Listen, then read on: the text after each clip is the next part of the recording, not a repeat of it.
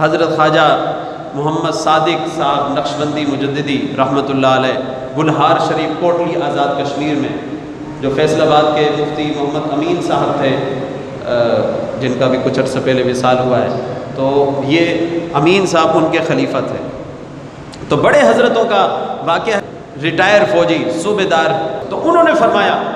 کہ جب میں فوج میں تھا، ڈیوٹی پر ہوتا تھا،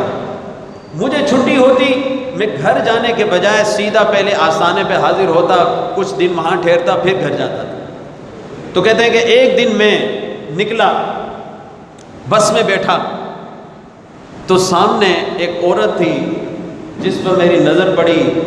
اور فوراً ہٹنے کے بجائے کچھ دیر تک ٹکی رہی، اور بعد میں خیال آیا میں نے ہٹا لی۔ اتنی بات کہتے ہیں، خود بیان کر رہے ہیں، کہتے ہیں یوں نظر پڑی، فوراً ہٹانی چاہیے تھی لیکن نہیں ہٹی، جیسے کچھ دیر تک میں نے دیکھا اور اس کے بعد میں نے خیال آیا تو نظر ہٹا لی۔ کہتے ہیں کہ جب میں کوٹلی آزاد کشمیر پہنچا،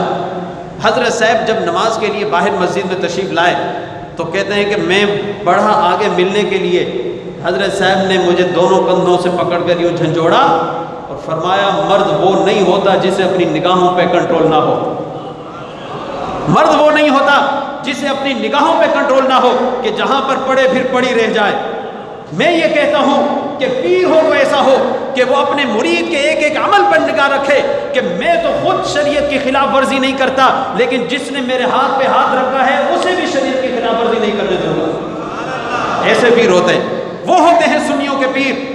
اور آج کل تو پیر کی بات یہ ہے کہ جو سب سے زیادہ نشائی ہے وہی سب سے پہنچا ہوا ہے۔ درباروں پہ جو باہر بیٹھے ہوتے ہیں، دیگر مسالک کے لوگ کہتے ہیں جی یہ ہیں سنیوں کے پیر،